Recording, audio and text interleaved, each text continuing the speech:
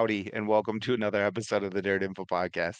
I'm Josh, or DirtInfo, and this gentleman to my side here is Carter, and the gentleman below me is Mr. Julian Roberts. These are my buddies. Um, we're going to talk about dirt racing and a bunch of other stuff here again today. But to start, it's cold where you and I are, Carter. Mhm. And Julian, you're in the South, so it rains like every day. So not a whole bunch to do as far as racing's concerned. So I spent my weekend herding my two teenage boys around the yard, making them and helping them winterize, clean up the yard. And the worst of all was hanging Christmas decorations. Um, they need to be straight. So, that's what I did. Julian, how was your weekend? Uh, well, I did watch some streaming races online. Watched the stuff from Flow from Sanoa. Watched some of the Vado Power Eye events. But mostly, I just went to a hockey game on Saturday, and I was kind of focused on that. It's still warm down here. I'm still wearing shorts. Over 70, 80 degrees. Unlike you guys And up there. watching hockey. I'm still wearing shorts Yeah. too, and it's not 70 or 80, so That's true. But Well, you have like a freezing threshold for shorts, so yeah, but yeah. Anyway, so I mean, so still wearing shorts, but I'm going to hockey games. So I mean, I'm not much racing going on. I have some racing coming up still, so kind of focusing on Five Flags and Snowball Derby, getting some notes together for that. But other than that, right just kind of on. focusing on hockey and streaming. Yeah. Hey, did you adopt the team down there where you are? So who's your hockey team now? Yeah, so our hockey team down here is the Mississippi Seawolves. And so they play in the Federal Prospects Hockey League. It's basically the lowest level of professional hockey in the U.S., but it's still fun to go to. And then I'm actually wearing a old throwback hat from the Fayetteville Fire Ants. I got it at my former teams building their Fayetteville Marksmen, but this is their throwback hat, so I got that there last year. And so I kind of go, other than chasing races and tracks, I also chase hockey teams, so I kind of do that too. Right on. Did you cheer for the Seawolves? Yeah, we only have one win this year and how many losses? 8. Um, we Not only great. lost 2-1 though, so I mean we played better, but we lost. We lost both fights too, so we're not very good, but it's fun. A big crowd, Yeah, almost 4,000 people. So for the military night there, so that was a lot of right on. fun. Packed it in. Hockey's actually really big down here too. So there's no racing no longer on the coast. There used to be a few tracks down here, but hockey's the kind of big thing in town here. And only professional sports team in Mississippi actually, as far as I know. Hmm, that's pretty rad. Well, that sounds like fun. I know that we'll hear probably more about minor league hockey and stuff. I was giving you a little bit of a hard time there because I know you sort of ended up in Mississippi uh, by happenstance. So I wasn't sure if you adopted the team or were just taking it because it was minor league hockey. But we'll dig into that more as we go. Carter, what did you Um, do this weekend? I did a whole lot of nothing. I got my wisdom teeth out on Wednesday, so I was pretty much just sitting at home, letting those heal up, eating soft things the entire time. I played some Xbox though, so new Call of Duty came Yeah, out a few weeks ago, so that was pretty much what I did the whole time. right I on. watched I watched a little bit of Sonoya, but it was mainly background noise. I was not paid much attention to that. And then I watched football on Sunday. So Vikings won 8-2. So can't wait to get my heart broken in the wild card round. Uh, yeah, as a lifelong Vikings fan myself too, I've in my older age I've just hardened it and learned to accept it or Oh yeah, accept so it have and I. expect it. I going into every game I expect them to lose. So then when they win, it like feels good. Even we could be like 16-0 and I'd be like, oh, we're gonna lose this last game of the year. And then if we win, it's like, oh, that's great. We won a game. Yeah. Yeah, as a Vikings fan, it's just easier to have the low expectations, and then, you're not as heartbroken when they don't meet them. I don't know. We were supposed to 98, suck this year 98. I was anyways, like, so that's very true. Yeah, 98 when that went down, I think I missed a whole week of school. I just did not feel well. So, um, Once I got through that, I don't expect much out of them anymore. So Speaking Um, of, my hometown Steelers are actually doing well this year. It's like the first season yeah, I haven't paid attention to the NFL, and my Steelers are actually doing well. So I'll beat just the keep they Ravens. are. disregarding, I Yeah, guess. yeah, yeah. That well, I was rolling with Justin Fields as my second fantasy quarterback. I play in a 2 quarterback league. I was rolling with him as my second quarterback for those first 4 weeks. I was 4-0. They made that switch, and my season has gone right in the gutter along with it. So, I think they're more fun to watch frustrated. with Russell Wilson though, because they can throw it so like far instead of like 5 yard passes. So True as that may be, it doesn't help my fantasy team. But I promise no one is here to hear me complain about that. So, uh, Carter, anything interesting happen in the modified world this past week? well, there's a few small races announced. We got 100K at Mississippi Thunder and 125,000 at Ogilvy, which is now the big deal, which used to be at Mississippi Thunder. It's kind of confusing, but those are probably the two big races, probably the two biggest mod races we'll see all year. I'm assuming. So I suspect so. um, yeah, Mississippi Thunder announced first, right? Before Ogilvy's, or was it the other way around? Yeah, so it was Was the other way around. That night, the night before, the big deal was announced that it was moving to Ogilvy, and then the following day, Mississippi Thunder planned. They released Oh, a they, live there's video. yeah, they Yeah, they released did their a live schedule and video from stuff. the track. Yeah, and they Yeah, were going to release the schedule anyway, so they just waited and released that news. Um, and it's kind of interesting how that if you go back and watch the Mississippi Thunder live video they did, it's kind of interesting how that all came down because basically, it's going to be simulcast on Flow and Race and Dirt TV. yeah, So that's and huge. The yeah, full piece of that news was, I think, a little underplayed, but that's a that that's really forgive big. the pun. That's a big deal. And I know go ahead. I was just going to say, they've never done a simulcast with Race and Dirt, but if anybody pays attention to Votto in January, Trenton Berry, owner of Race and Dirt, he's always there doing infield reporting at Votto for the modifieds and everything True. like that. So Yeah, and he's at the Dome as well. So as well. Yeah. there's a connection there between Flow and Race and Dirt, and so it's a really big deal that they're getting a big modified race like that on Flow too. So it's really cool.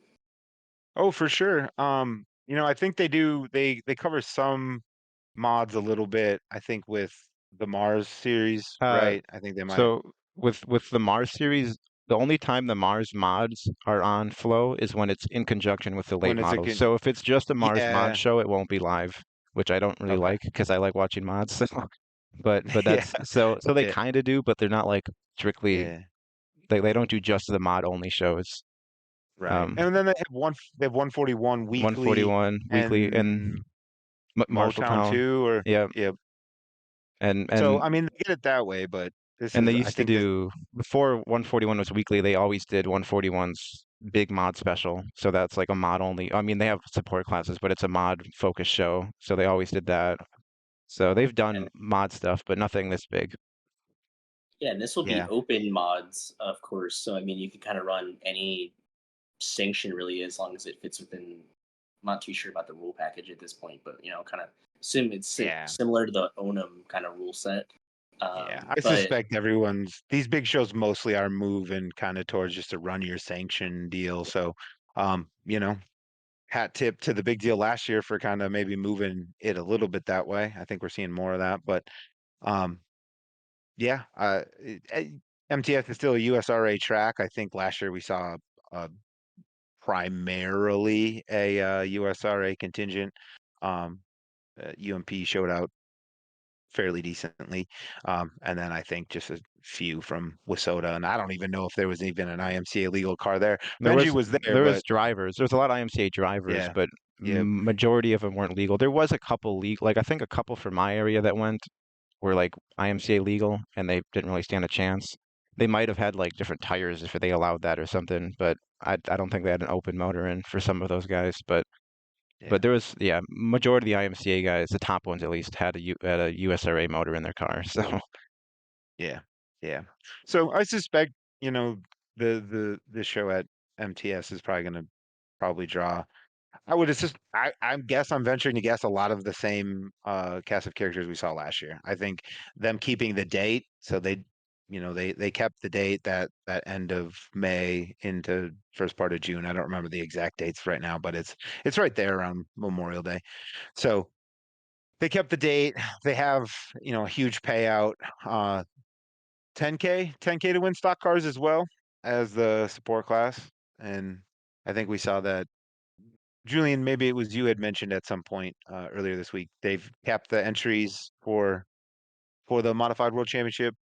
Yeah, yeah. They made a point to say it's capped at 200 entries, and if there's enough interest, which I'm assuming there will be, considering it's $100,000. There's going to be maybe a wait list or something like that, and then they are the stock cars. They're going to cap that at 50 entries, and they're also going to run non-qualifier races on that the Saturday finale day. So if you kind of didn't qualify for that main event, you can still race for a little something. I think the stock cars, they said it was $1,000 to win for that non-qualifiers race. So $1,000 is still pretty good for a stock car. Yeah. It's be a pretty good show, I think. Especially, she mentioned they're going to keep the dates. That's a huge thing because it was already set in stone. Other tracks were aware of that. There's not going to be any kind of scheduling on top of that. I think that's where we kind of get into the big deal switching to, Ogilvy, is they're moving to July dates. And there's already some conflicts with that. So it's a big race, obviously, over 125,000 to win this year. But it's also conflicting with the Prairie Dirt Classic at Fairbury. So that might take a lot of the UMP modified drivers out of the equation. and the late model guys like Pierce, he will probably, I no way he's skipping the PDC. RTJ, I don't think he's gonna skip Shot. that. So I mean, like your Yeah. big late model guys you had that they advertised a lot, obviously, likely won't be there. I mean, for sure the I mean, outlaw last year's ones. winner can't be. Yeah, the Yeah, last year's last year's winner winner can't even be from there. yeah. So Yeah. I mean, you lose your big late model names, which will help like on the national level. That the guys, people that don't follow mods, they still follow their late model guys. They're not going to care about that mod show anymore because they won't be there. So that'll hurt Yeah. them. I mean, I feel like that loses a lot of luster, right? Like that was some of the appeal, you know. Dillard, maybe he's a modified guy, maybe he's a late model. We know what he drives full time right now, but you know, him coming out and winning that, kind of not being being more of a national name was huge. I think that was that helped, the notoriety of that event. And I think in the lead up, there was a number of other guys that were hoping to be there. Some made it, some didn't. Carter, you mentioned Bobby Pierce ran. RTJ, Um, Tyler Erb. yeah, yeah. I mean, Especially Dillard. I mean, he's, maybe more known nationally as a late model guy, but he's an absolute ace in a modified. yeah. Any race he enters in a modified, almost guaranteed to run top two. I mean, obviously you just won at Vado, the $20,000. USCMTS shows this year he won. And then, the guy, and then here's, the other caveat to this is, Jim Chisholm ran second in that race. We don't know the USMTS schedule yet. We don't know any of the other regional tour schedules yet. So will there be more conflict with that? Or are we going to more of a Wissota-based show? We know that XR has, a stronghold in Wissota, up in Proctor, and things like that with the Northern Storm Tour. So are we looking more of a Wissota-heavy field? So there's a lot of questions up in there about this. Yeah. I'd say more so than MTS. What's going to happen with it. But I mean, it creates a lot of intrigue, I guess, who's going to show up. And I think that's a lot of the excitement that you kind of miss with all these, social media and stuff, who's going to show up to the race. So, I mean, that's something to follow for, what, the next 6-7 months, it's going to happen. Yeah. And too, with Ogilvy, it's like pretty much surrounded by Wissota. With Mississippi Thunder, I mean, it's in USRA country, but you got Iowa to the south, which has a ton IMCA and USRA, and then Eastern Wisconsin, all IMCA, and then just like north pretty much is all Wissota. Then Illinois is right, Yeah. like it's like in the perfect spot where it's pretty much surrounded by all four like major sanctions. Where Ogilvy, I mean, it's near, I guess, USRA a little bit, but it's still, I mean, like that's I like mean, the a couple probably couple is that hours yeah, probably. that but Yeah. like that's probably what the next closest sanction probably is the Yeah. USRA, and that's still a few hours. I mean, IMCA, I don't know what the nearest IMCA track would be to there, like Arlington or something. So there's one tucked up north somewhere.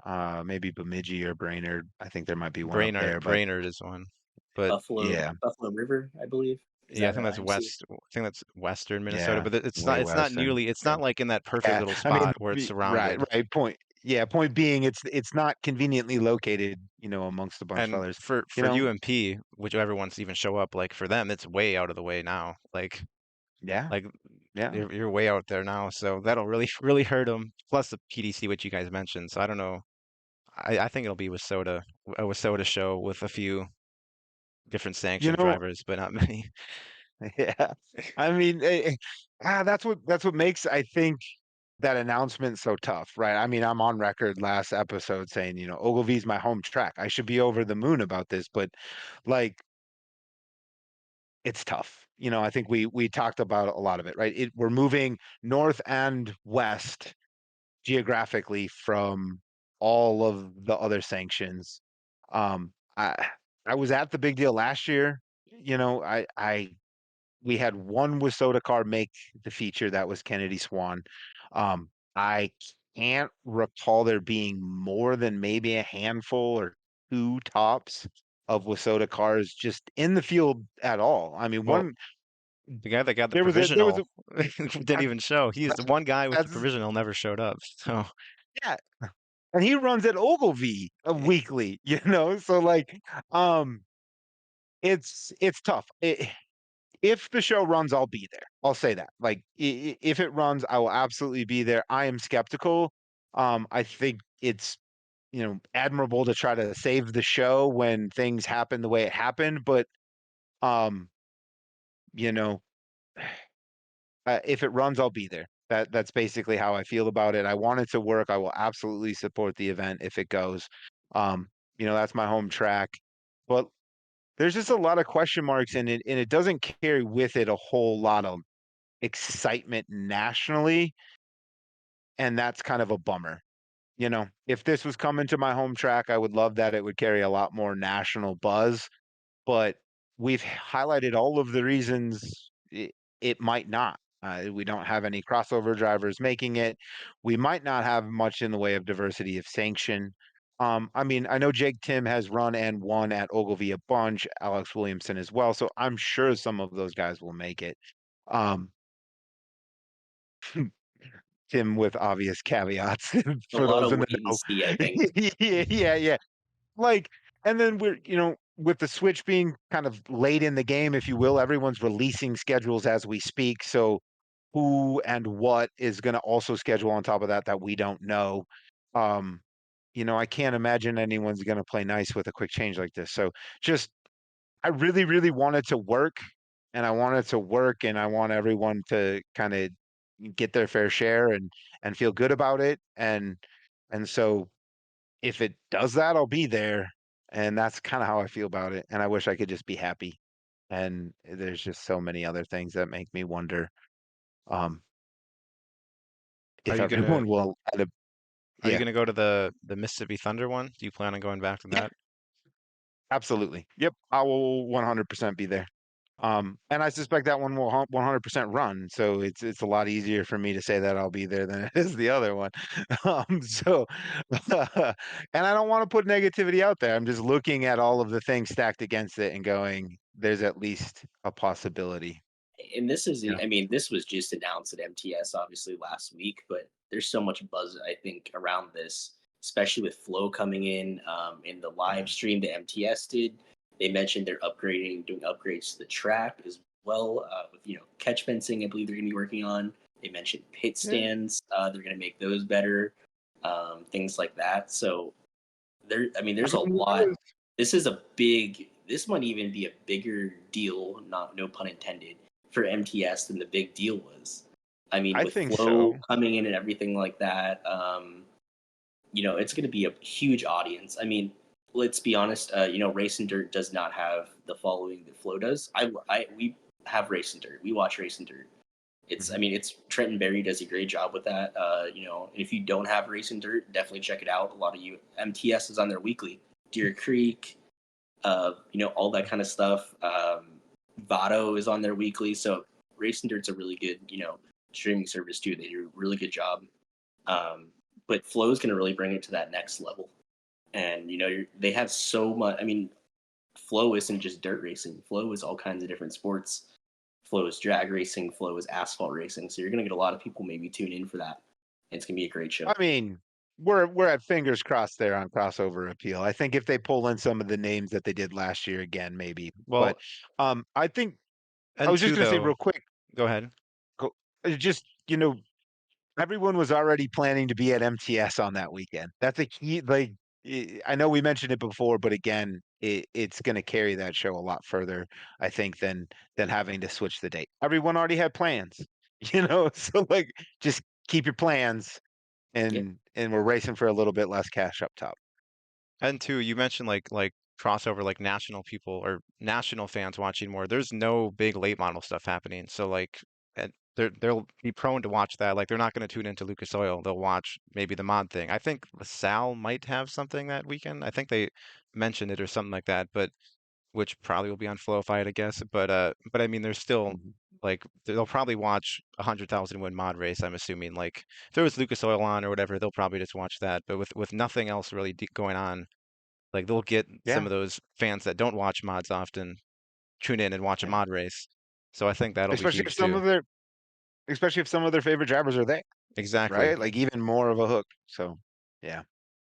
Yeah, I definitely think, once it all shook out at the end, Mississippi Thunder, and the modified world championship definitely looked like, um, kind of the more polished show.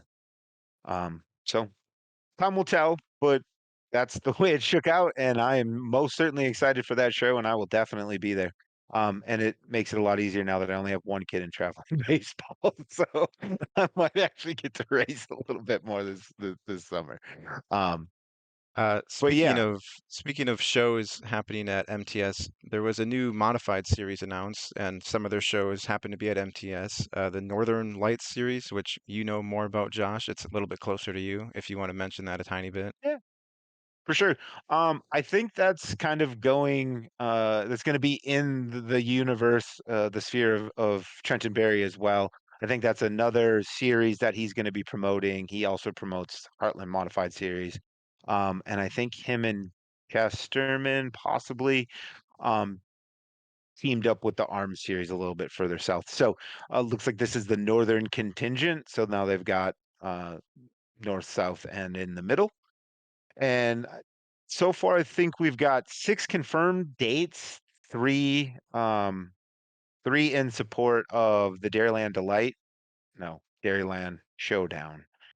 Um 3 in support of the Dairyland Showdown with Woo, and then I think 3 at the North Star championship, North Star Nationals that they have in September as well. So those are the 6 we know for sure. I think I saw on Facebook Fairmont had mentioned one date. They had mentioned a memorial show, Dwayne Hanson Memorial, that had run last August, so potentially an August date there, and then possibly a June date as well. Um, so that's kind of what we know ish about it. I'm excited. It is USRA. I'm a Wasota guy, so I don't know. It's not a Wasota series to get all geeked about, which I keep hoping I'm going to hear about at some point. But all the same, it's pretty cool thing that they're putting together. I like that that sort of pod system for regions that Trenton and them got going, kind of almost like a grow the USRA car count on a more regular basis, and then give maybe fertile ground for the USMTS to have a bit more of a national tour and hit more states. So if you look at it in the ecosystem of all that, it's pretty neat. I like big visions and big swings. So having 6 anchor dates at MTS is awesome. I gotta expect they're gonna grab a Deer Creek date or 2 might also be in support of Woo, maybe go for 50. Could That I see could that. see. They ran USRA mods the last couple of years anyway, so maybe that is a date that we'll see come out. Um, and then Mason City's there. Cedar Lake is interesting. Cedar Lake, I don't think sanctions their mods. I think Right, it's right now, Cedar Lake has their schedule out and there's nothing on there, but obviously that could change if they go up right. there. But Hmm. yeah, I could see them maybe eventually like trying to run like a Wissota track or something. I mean, there's not a ton of tracks in like USRA ones in that area, I feel like. So like if Hmm. they want to expand, they could try like a Cedar Lake or I mean, it's not Wissota, but you know what I mean, pretty much Yeah. Wissota. So they could try a Wissota or Okay. something like that. Yeah. I mean, Granite City did the open show at the back end of their season, 10K open show. Um, that was won by a Wissota car, Landon Atkinson, but they did have Jake Tim was there. Gee, I sound like a Ebert, doof. I was there. I have all the pictures. Ebert was there, and he was in his USRA car. I kind of, keep him as Wissota though. Um, but Late but model yeah, now. yeah, he's a late model driver now. That's right. Um, but so no, there was the handful of USRA cars there, and I feel like a doof not being able to name them now. But Tim was one of them, and Kyle Brown was definitely another one. So um, and Whistle Car won it. So maybe they throw a late season date up and they try it out there. That I could see that happening too. That wouldn't totally surprise me. I think Well, you've got Granite few City's, tracks down there in Iowa as well, USRA, yeah, that are relatively close. hmm, And the big thing about more this, likely they'll go there. yeah. yeah, and what you kind of don't really think about it, but this actually fills a void for a USRA series in the area because outside of USMTS, there was no regional series where these USRA cars could really run for this extra money unless it was a USMTS show. Hmm. So it's kind of fills the void there. Like you have the Heartland Tour, you have those guys being able to run for the extra money, kind of Kansas, Missouri, and all that kind of stuff. And then you have, the Arms Tour down in, Louisiana, Texas. Those guys could race for some extra money. So this Hmm. really unifies USRA north south, in my opinion. Obviously, you have the USMTS, encompassing everything. We'll see what happens with their schedule this year. We haven't really heard a whole lot about that. But I think it really strengthens the USRA as a whole to give them that kind of north south kind of deal, in my opinion. I think one thing USRA does good too is they have like a lot of regional tours for their mods at least. Like Wissota, they had one at one point. Do they still have that mod tour, Josh? I don't believe so. And I keep looking. There was a Moonshine mod tour, I think Yeah, that's the one I last year, remember. maybe. I didn't see anything from that this year. It admittedly didn't look that hard, but I didn't see anything. I think that had replaced the Advantage RV modified tour, which had run a couple years before. Um, but But so they got just one, and IMCA I'm sure has. I mean, they have the Dakota mod tour, but that's like 1 week, and I'm sure there's mhm, some small ones like maybe in the Texas area or something. But like, there's really no like kind of all year like regional tour like that I know of at least. I'm sure someone will correct me, but there's yeah, no like big ones that I've heard of really that are all year. Like there might be a little week thing or a month thing, but there's nothing big where USRA's got a couple of them that kind of they got a national one and then regional ones that last pretty much the whole season and give guys a place to right, run for points other than just like one track or something like that. And right. And if we want UMP's to, got Mars and stuff. They got UMP has a mhm. few, but IMCA and Minnesota I feel like it's been lacking in like a little regional series or something like that. No, I definitely agree. It kind of occurred to me as you were pointing that out. If we want to talk about like the health of the sport, I mean, it seems like they might have a model worth looking at least a little bit. So they've got their weekly tracks, right? So your weekly tracks, you can get into running a mod at your weekly track, and then they have these regional series where you can get a taste of touring and heck, run against USMTS guys.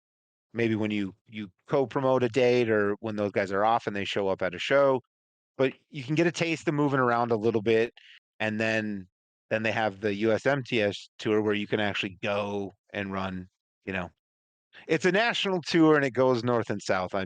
We don't go super east and west on that, but it's still a national tour, right? But so they're creating a pathway. It's making sense. Your local track into some light touring into full touring.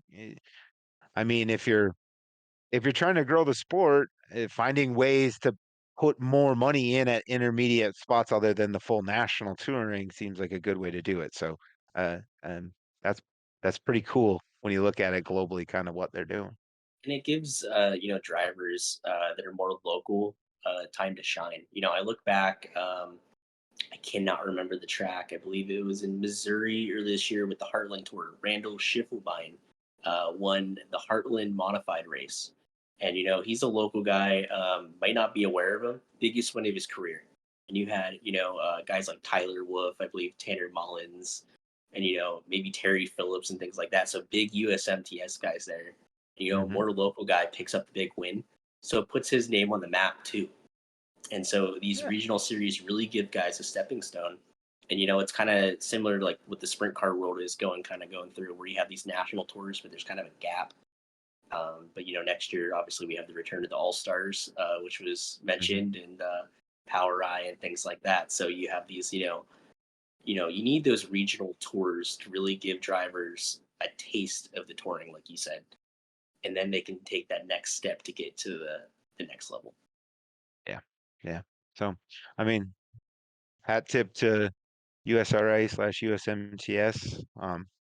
We're fans of what you guys got cooking. I think it's fair to say. Speaking of USMTS, we had a USMTS driver win this past weekend down in Springfield, Missouri, which was like 6,000 something to win. I don't remember they had some numbers at the end there. I don't think any of us some change. I don't think any of us watched it live, but we all paid attention through my race pass and whatnot. And from what I saw, Kyle Steffens, who's UMP, led a majority of that race, and then his tires started going away or delaminated, whatever he said, and then Terry Phillips ended up winning that. Josh, you watched Steffens' video. Was that what he said happened? Yeah. He had mentioned, so we also hat tip to Kyle Steffen for having that video up quick. We appreciate it. But yeah, he led for the majority of the race. I think he led with about until 7 to go. He had mentioned that the tires started delaminating. I believe I saw a picture on Facebook that sort of said as much too. So that's a kick in the shin. Kudos to him though, to keep it together to finish second. I mean, if you're gonna have a tire give up on you, at least finishing second is not the worst way to do it. But from what I could see through that video, it looked like TP and Stefan were the class of the field. They were out there running pretty close for a fair bit of the race. Restart, Stefan's tire went away. TP kind of drove away. Shout out to Zach Vanderbeek for running third. Again, what I could gather through the video, he looked like strong third car. And so those three kind of drove away and held it together. So, yeah, it looked like a super fun race. They had also 54 mods too, which I didn't mention. Very good car count. For I mean, 50 mods anywhere is a good car count. So 50 late models too. 49 technically, but who's counting? But in the late model race, the open late models won by Dylan McCallan, who is also kind of an ex mod guy that still kind of dabbles in it. So that you guys like track champion at Lucas Oil Speedway, I think, in a USRA car. Yeah, just a couple years ago before he did that switch to late mod. And speaking of USRA, we're talking about the open mod show kind of thing taking hold. This is also an open mod show. You had a lot of just looking through my race pass, you have a lot of variety. Top three, you have USRA, UMP, and then you also have an IMCA car with Trevor Fitz, who's from California but runs up in I believe Iowa mostly. You have some other another IMCA car, maybe Shane DeMay, Chase Holland.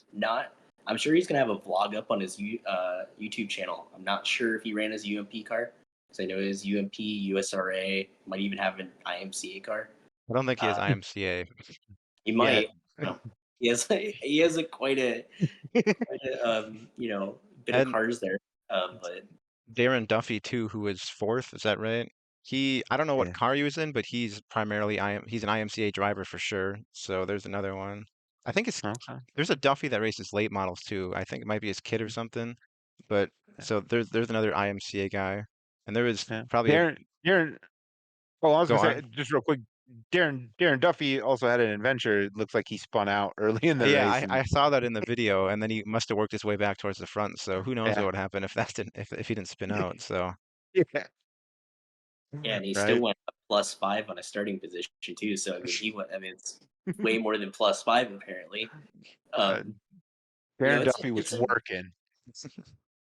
yeah, and so I mean that was a huge show. I don't think a lot of people really talked about it for the quality of cars that were there. You had a bunch of outside of that. Joe Duvall was there. I believe Mhm. he's arms champion again this year. Mm. William Gold out of Texas. He might have been in his IMCA car. I think he has an open car as well. he was Um, running IMCA tires, I know. I don't see I saw that on Facebook, but I don't know because Okay. his tires also like delaminated or whatever. Not because of the track. They all said all the posts said the track was good, but they tires just you know how they are these days. Apparently, they're all delaminating. It seems like. But he had IMCA tires, but I think he has an open car, so I'd assume he would have brought that. I mean, kind of dumb Yeah. not to if you got it. So Yeah. Maybe Yeah. Trevor Fitz was Another 6. He's probably in an IMCA car, so who knows? that is yeah. true. Kenny Wallace too. We didn't mention Kenny Yeah. Wallace. Top 5 for Kenny Wallace too, though. Kenny So Schrader was there too, I believe. It looks like I don't think he made the show, but I believe Yeah, Kenny Schrader was. he was there. yeah. Yeah. Yeah. So seemed like a pretty good show. Everything I've seen social media wise coming out of that too seems to be pretty positive. So, um, you know, Did you uh, see I, too in Victory Lane what they do? So I, I guess I saw one video, but it looks like every time you win, like the winner gets to light. So they have like little fireworks, like just one little thing that shoots up. It's like, I mean, it's like a big firework, but it's just one, and the winner lights it after every win, which I thought was kind of cool. Like they just light a firework to show, and then the trophy's a big turkey, obviously, which is cool. But I figured you like the firework thing, Josh. You win and you get well, to I light was, off a firework. well, I'm in, but I was actually going to ask you if that was cause for leaving. Does does that rise to enough fireworks to beat traffic? Is what was going to be my question. Well, it's just like they have like five little like the balls, that I'm assuming it's like the Yeah, balls that shoot off, and it's like the winner lights it, I guess, and it's just a cool little thing. You don't see that ever, a winner lighting off a firework in Victory Lane. You never see that. So, yeah, yeah. but I'm sure they And probably have a fireworks show too. I mean, for that race, you gotta have a fireworks show, right? I would assume they do. I, as I said last episode, if not, they could add it and it would be a net benefit. So, Speaking of fireworks, something a little bit we didn't expect is that there's another modified race over the weekend. The XR modified event out in Vegas.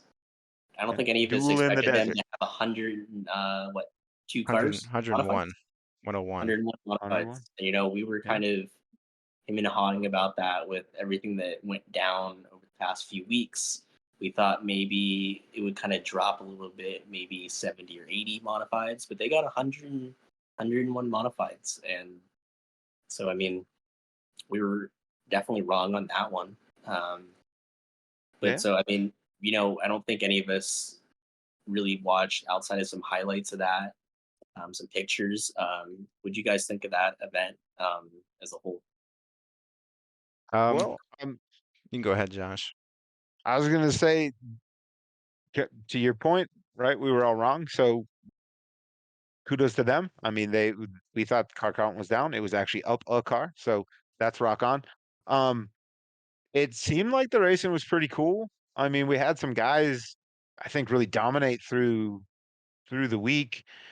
Maybe didn't get the end results that they had wanted, but I think Carter, you had some stat about Dylan Thornton who had won Dylan, both of his. so Dylan Thornton led every lap of his both prelim features, and then led 35 of the 40 laps on the final, and then jumped the cushion, from my understanding, and the last 5 laps he ended up DNFing. So he pretty much led I don't know he pretty much led every single lap possible except for the Yeah, last 5 of the main race. And then, in result of him jumping the cushion, Drew Jansen ended up winning, who I know Julian and I'm assuming Josh have never heard of him. So I guess an underdog one, you could say, since you guys never heard of him. A little bit. So what do Um, you know? I know he runs Iowa, IMCA, obviously, in Iowa a ton. I've heard of him. I've seen him race a couple times this year. Luxembourg, I saw him at, and Makokata, I for sure saw him at. And I'm pretty positive he does some stuff with Rage chassis. He is a lot younger than I thought. I didn't realize he was 25. For some reason, I thought he was like in his 30s.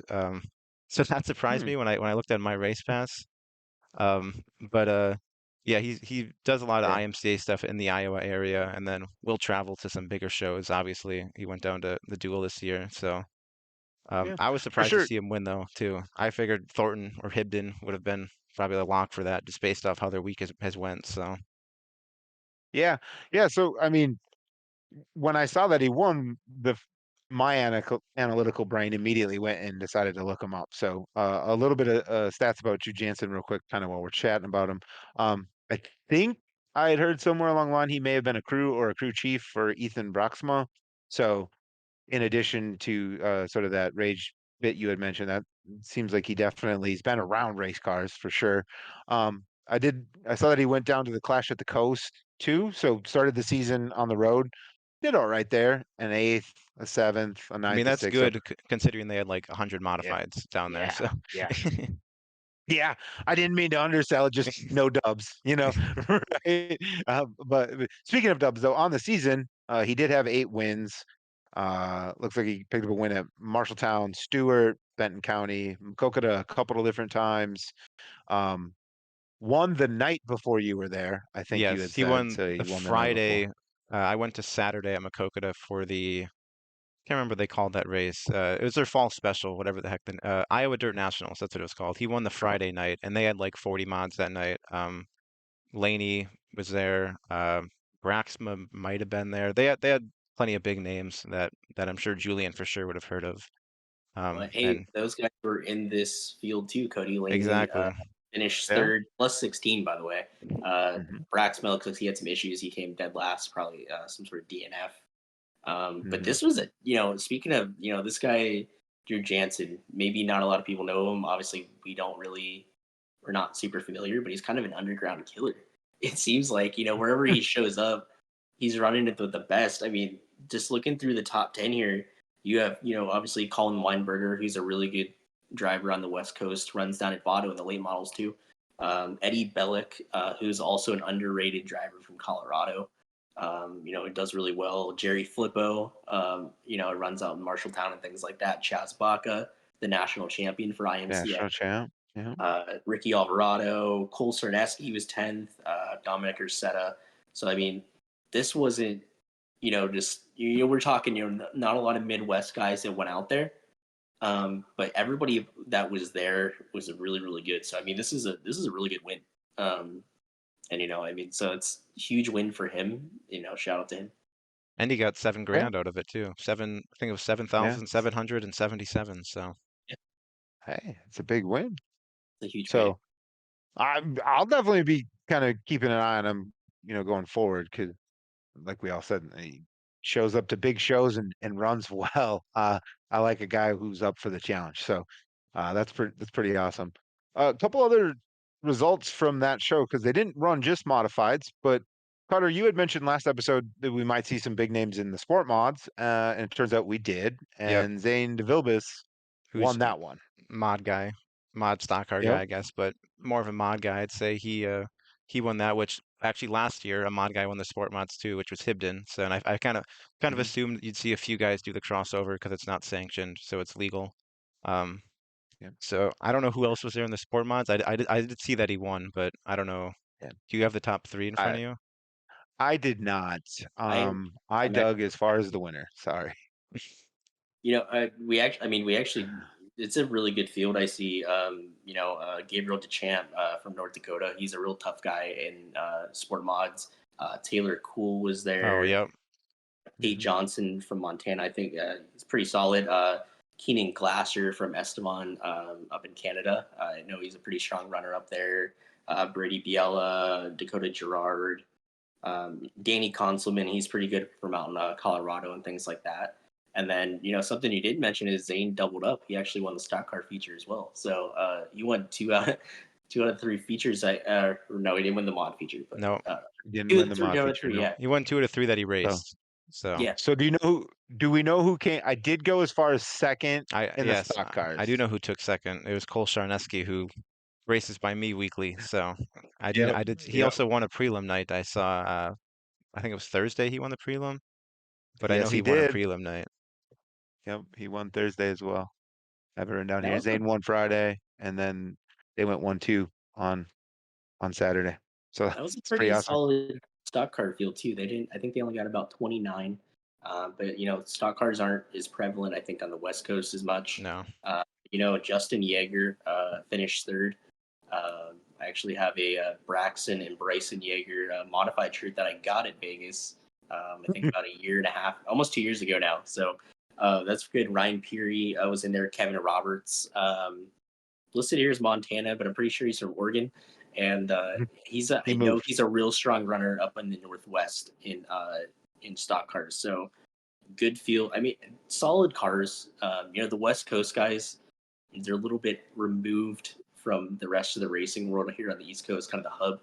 There's a lot of really good West Coast drivers out there that a lot of people should know about. So, gave them some shine as well. So, Good. Not bad at that. Yeah. And honestly, great primer for the Wild West Shootout because I'm pretty sure we'll probably see Cody Laney in a late model, Colin Weinberger in a late model. We might see some other guys, but I think those two for sure are there. So, a nice heads up on some of them, and then they run the mods and the X mods out there too. So we got lots of mods in our future. That's fair. I do want to mention too, Zane DeVilbiss, he won obviously the stock car one. In 2022, he won $25,000 at Vegas in a stock car. So in an XR race, I think it was 100 laps. So it's not his first time. This was a small win for him in a stock car down there. So. Yeah. I thought I saw something on Facebook. You've won like 4 of the last 5 features at Las Vegas. Saw something like that too. He's good down there in a stock car. Yeah, he's a couple of the IMCA sanctioned races at Vegas too, as far as I know. I could be wrong. Who's that? Shane? Zane. Zane. I believe he's won the IMCA when it was IMCA at Vegas. So I think he's won a couple of those as well. Probably. Wouldn't shock me. I would. I mean, he's been good down there for a while. So. Yeah. Julian, do you want to talk about BAPS a little bit? This is your kind of wheelhouse here. So. Yeah, I gotta kind of touch. Something actually just popped in my head too. I have kind of 2 things to mention on right now in Northeast modified stuff. The second to last Northeast style modified race happened at BAPS over the weekend. They had the 358 spec 358 modifieds. I think they want to say they had 27 or something around there. Billy Pouch Jr. won. He was hounding Ryan Godown for the second half of the race, and Ryan Godown, I believe he had a tire rub or something. Something broke. But Billy Jr. was there. I think he swept both 358 races at BAPS this weekend. That's a big win for him because he had a horrible weekend down in Charlotte. I don't think he made any of the features or just barely. But that was a good field. You had Ryan Godown there, Danny Creedon, Danny Buck, Mike Goulart, a lot of really good 358 guys that were at that event. Oh, yeah. And then just a quick shout out to Brock Zierfoss, who won $10,000 sprint car race at that same event. He first win in, I think, since 2022. Yeah. Yeah, so that was a huge win for him. And then just a quick shout race. out. Yeah. And then I was at that race at Cedar Lake. I shook his hand afterwards. Yeah. I was present at Brock Zierfoss's last win. So we started the podcast and Brock Zierfoss wins. So yeah. You're welcome, Brock. He must have watched. He just needed to see me again. He did. We should get him on the show. But and then just real quick, down at Lakeview Motor Speedway, down in South Carolina, they recently started a 602 Northeast Sportsman Modified Series or weekly competition down there this year. They had I believe it was about 2,000 to win for the Northeast Sportsman, and Peyton Talbot picked up both of the features down there this weekend. I think they had 18 cars, decent cars there. Derek McGrew was there as well. Really good drivers. So, All that traveled then? yeah, and they were just in Charlotte a couple weeks ago for the World Short Track Championships. Okay. A lot of and McGrew actually destroyed a car there, and they had to go back, I believe, up to New York and rebuild a car just in time for this race. But I just want to give a shout out to Lakeview because it's kind of out of the way in those type of cars, and they're trying to build up that class down there. So, shout out to them for trying something a little bit different. Something different thing, but it's cool that it's working out for them. Decent 18 cars way out of the way. So, I guess now we can move on to what's upcoming this week, which isn't much, but there is one big mod race. Volusia has 10,000 to win for what is it? The Reutimann. What's the exact name of it? Memorial. Yeah, The Reutimann Memorial. There may be more, but I think shorthand that's what it goes by. and I know Dotson is pre-entered. Obviously, a Reutimann's pre-entered. Treb Jacoby. Can't remember who else was all entered there, but yeah, a few guys are making the trip down there. yeah. If you go on My Race Pass, actually, they have just practice night entries right now, which is Thursday, I believe. Yeah. But they have 30 cars entered so far. They had 49 last year, so I assume they'll probably get that. I think there was some weather in the area last year, so maybe they'll get a few more. But there's Jason Garver's there. Just scrolling through this real quick. Todd Nieheiser. I know he's pretty solid. Ethan Boomsma from Indiana. He's a strong runner up there. Treb Jacoby, Austin Self.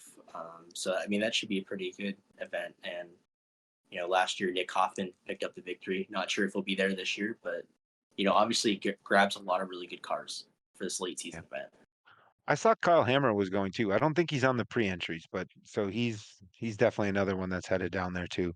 So should be pretty cool. I know too, Clay Harris, he ran it last year and he ran East Bay in a mod a couple weeks ago. So if he still got a mod laying around, he could be another one to show up. Right. I'll probably watch that one too because it's on something I got. So I'll probably tune into Volusia. Yeah, I was gonna say we all have Dirt Vision, so we'll be able to watch it. We'll be a little more informed.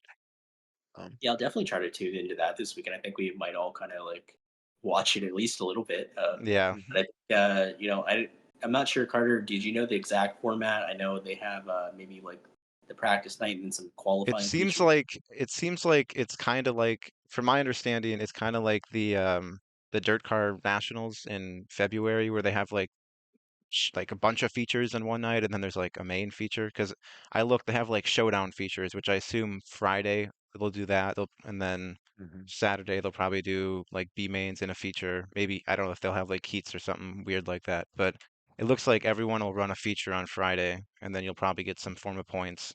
And I assume they'll do time trials, and you might get points in that too. Not sure, but it looks like it's everyone will run a feature for sure Friday, and then they'll have some Bs in the feature on Saturday.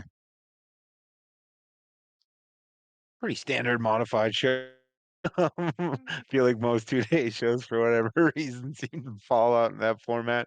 Heats or prelim features or something, followed by Bs in a big time feature. So they should all be well versed in how that's going to play out. Hoffman was in an Allgaier's car last year. It's a random bit that just jumped in my head. Yeah, number 7. Yeah. Okay. So maybe one or both will be there this year. Yeah, I'm sure it'll be more than 30. There's always more than what's pre-entered, so I'm guessing maybe like 45 cars or something. I don't know how the weather is down there either, so, but assuming the weather's nice, I'd say probably 45 or 50 maybe. As far as I know, it's going to be pretty nice. I know here in Mississippi we have some rolling in. It's raining outside, I think, right now, but I believe it should be moving up kind of the northeast. So I think Florida should be all good this weekend, maybe a little bit cooler. But I think it should be good. And it's not only the modifieds down there. They have other divisions. They have 604 late models, 602s, 3/4 modified, so more modifieds. Do they have street stocks? Crown Vic. Oh, now we're talking. Yeah, I know, Crown Vics. So yeah, that'll be on Dirt Vision this weekend. I'm not sure if Thursday for practice will be, but At least 2 nights on Dirt Vision, so something to watch this weekend. Not a whole lot going on. Yeah, it's that and Yeah. some USAC stuff. There ain't much to watch this weekend. Yeah, And USAC. USAC looks questionable at best, I think, with lots and lots of rain out there. So Yeah, we'll have to see what happens there. They're getting a lot yeah, of rain up in Northern California. So yeah, Um, so I guess you guys wanna. I guess we can mention we are doing something for the dome. If you want to expand on that Josh, we got a little something planned, an idea. yeah, yeah. We've got a concept of a plan, if you will, but no, we think we're gonna do we're gonna draft some drivers the next 2 episodes actually. So we'll start off with the modifieds next episode, and then our fourth episode headed right into Gateway Dirt Nationals. We'll also draft the late models. We haven't decided quite on format yet, so if anyone has any suggestions, we're all ears for that, of course. Just put them down there in the comments. But yeah, we're going to be doing some sort of fantasy draft and scoring and points, and Carter is the record keeper of the group, so I suspect the burden for keeping track of all that will fall on him, and he'll probably come up with the scoring system too. So really, I'm going to take all the credit. He's going to do all the work. How I plan on doing most of this. Well, I guess we wrapped everything from this past week and what's upcoming. So I guess we can go to our last little segment, one for the road, as Josh likes to call it. Do you want to go ahead and start, Josh? Do you have something? I do. A little bit older news, but um, we were chatting about regional slash national tours earlier in the show, and it had reminded me. It looks like the Northern All Stars. So Northern All Stars late models came back last year. James Essex had a hand in that. I think they ran primarily in and around Indiana. But I saw some news that he's also going to, I don't think we're resurrecting anything. I think we're just making another one, but Northern All Stars modified tour. So sounds like they're going to try to run those in conjunction or kind of team up and maybe have that be the support division. But looks like James Essex, Lucas, late model dirt series, Lucas Oil late model dirt series. There we go. Had the letters, couldn't think of the words.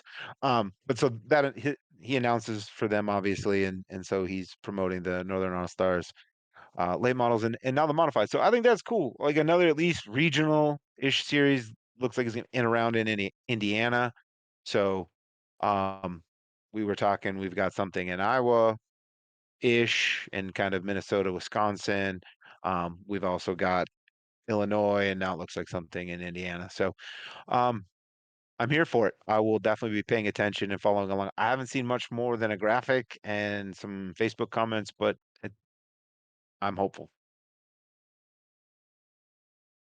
Julian. sure. And I have 2 things real quick. You just reminded me.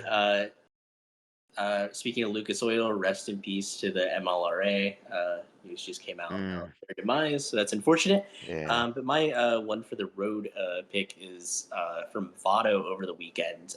They had 10,000 to win PowerEye 360 Desert Wing Sprint Car Series. Probably not exactly correct there. But upset victory on Saturday night was Caleb Size from Albuquerque, New Mexico. And I actually watched both of those features over the weekend. Night one was won by Aaron Reutzel. Second was Caleb Size. And then night two, we had Caleb Montgomery. Was really dominating the feature. The track took rubber, unfortunately. It was just windy out in the desert. Happens. Blew a tire on the last lap with Caleb Size hot on his heels. Caleb Size gets by, picks up $10,000 victory, and he was seriously injured in a crash past year or two. So I mean, this is a huge victory for him. Good field as well. Scott Boguski, Rico Abreu, Caleb Montgomery, Aaron Reutzel, obviously. So really good field. Huge win for Caleb Size. And throw it up to you, Carter.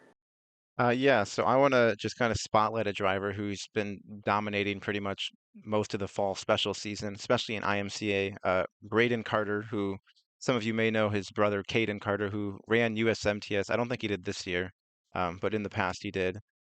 But since September 21st, he's ran 10 features and he's won 9 of those 10, and the one he didn't win was a 5th place finish. But it wasn't just like weekly show features. It was 40 plus cars. This past weekend, he won at Springfield in the B mod portion, and I think there was 76 cars there. I saw him win at Marshalltown. He won, I don't, that was a few $1,000s, and that was 40 cars. He won at Maquoketa. He's won pretty much all the big specials in his area, and then down in Missouri too. So I just wanted to spotlight him. And he's in a pretty much a brand new Vanderbilt sport mod. I don't know how many of those are out there. I know he's made mods for sure, Vanderbilt mods, but he's in pretty much a brand new Vanderbilt sport mod, and he's been dominating pretty much this whole fall special season, which is probably some of the toughest times to win because all the fields are loaded with cars. So just wanted to spotlight him and give him a shout out. And that's all I got. So Josh, you want to wrap this thing up? Yeah. So thanks again for joining us.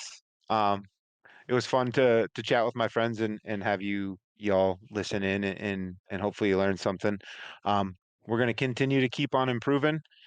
We had a lot of fun, and I very much appreciate you spending your time with us. If you could please leave a comment or a like this video if you see it. It definitely helps us get it out to everyone else. So I hate to beg for it, but I know it's necessary. So if you could please do that, it would be much appreciated. We'll be back next week. And as we said before, we have at minimum a draft for the Gateway Dirt Nationals Modified. So we'll catch you all next week. Thanks again.